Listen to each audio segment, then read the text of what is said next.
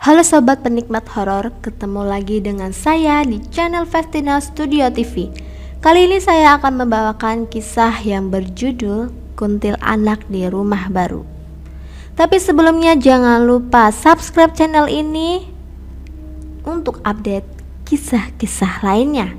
Jangan lupa bunyikan tombol loncengnya. Tak perlu berlama-lama lagi, yuk kita mulai ceritanya.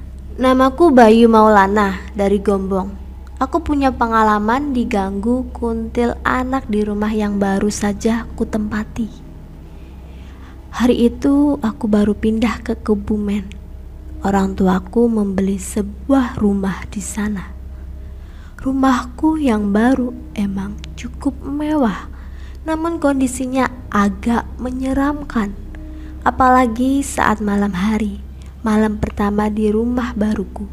Barang-barang masih berantakan dan aku di rumah sendirian karena orang tuaku sedang pergi ke rumah saudara untuk meminta bantuan nyiapin selamatan besok malam.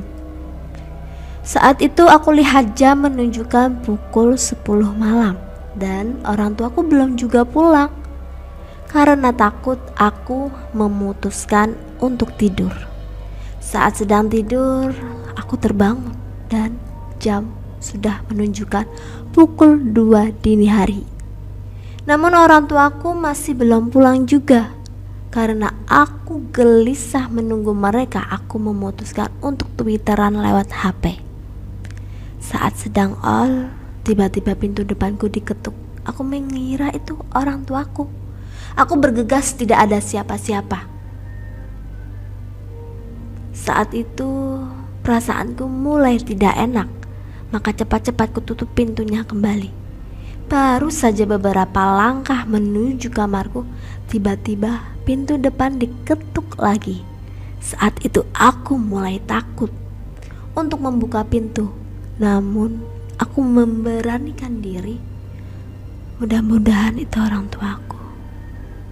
Saat pintuku buka, tiba-tiba angin berhembus dan membuatku merinding. Namun sama seperti tadi, tidak ada seorang pun di depan pintu. Aku pun langsung membanting dan mengunci pintu dan lari terbirit-birit ke kamarku. Selang 10 menit pintuku diketuk lagi untuk ketiga kalinya. Dan aku semakin takut untuk membukanya. Namun terdengar suara ibuku yang memanggil, "Bayu, cepat bukakan pintu." Meskipun masih ketakutan, aku langsung menuju pintu depan. Dan ketika ku buka memang benar ada ibuku, namun dia sendiri, tidak bersama dengan ayahku. Ketika ibuku sudah masuk, aku pun langsung menutup pintu dan kembali ke kamar dengan santai. Aku pun rebahan kembali di kasur sambil memainkan HP. Namun beberapa saat kemudian ada SMS masuk di HP-ku. Di sana tertulis My Mother. Saat ku buka ternyata SMS itu dikirim jam 8 malam. Namun anehnya SMS itu baru masuk sekarang. Di sana tertulis, "Bayu, ibu dan ayah nggak bisa pulang malam ini. Ibu nginep di rumah bibi, soalnya sudah kemalaman. Besok ibu pulang pagi. Dari tadi ibu telepon kamu, HP kamu nggak aktif terus. Kalau lapar di kulkas ada daging." Melihat SMS dari ibuku itu, aku langsung merinding. Lalu siapa yang tadi ngetuk pintu dan masuk ke rumah? Aku termenung sejenak. Dan astaga, aku baru ingat tadi ibuku pulang sendirian, tidak bersama dengan ayahku. Dan aku benar-benar lupa tidak menanyakannya.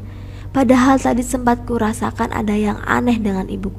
Dia terlihat pucat dan tidak ngomong sepatah kata pun saat masuk ke rumah. Dengan perasaan takut bercampur cemas, aku langsung masuk ke dalam selimut sambil berharap sosok yang menyerupai ibuku tadi tidak menggangguku. Namun harapanku sirna setelah pintu kamarku diketuk dari luar, tok tok tok tok. Dan yang lebih membuatku takut lagi, aku lupa belum sempat mengunci pintu kamarku. Saat itu aku bagaikan orang idiot yang hanya diam. Tiba-tiba pintu kamarku terbuka perlahan. Keringat dingin mulai membasahi tubuhku. Aku mengintip lewat selimut yang sengaja aku buka sedikit. Dan astaga, melihat wajah putih pucat yang mirip dengan ibuku muncul dari balik pintu. Dia menatap ke arahku dengan matanya yang hitam semua. Wajahnya terlihat sangat mengerikan. Dia terus menatap ke arahku bagaikan ingin menerkamku, dan saat itulah kurasakan dingin di pundakku. Pandanganku mulai kabur. Kulihat sekeliling kamarku berputar dan akhirnya semua menjadi gelap. Besoknya sekitar jam 7 pagi aku tersadar. Aku sempat bingung dengan kejadian yang kualami semalam. Apakah itu nyata ataukah hanya mimpi? Aku segera bergegas berlari keluar dari rumah. Setelah di gerbang, aku melihat seorang bapak-bapak sedang senam pagi. Aku langsung bertanya perihal rumah yang baru kutempati ini kepada beliau. Dan astaga, katanya rumah ini dulunya pernah menjadi tempat bunuh diri seorang wanita. Dia ditemukan tewas gantung diri di kamar depan, yaitu kamar yang kutempati semalam. Katanya, keluarga aku cukup berani tinggal di rumah itu. Aku pun semakin takut dan ngeri untuk masuk ke rumah ini lagi. Setelah orang tuaku pulang, aku langsung menceritakan kejadian semalam.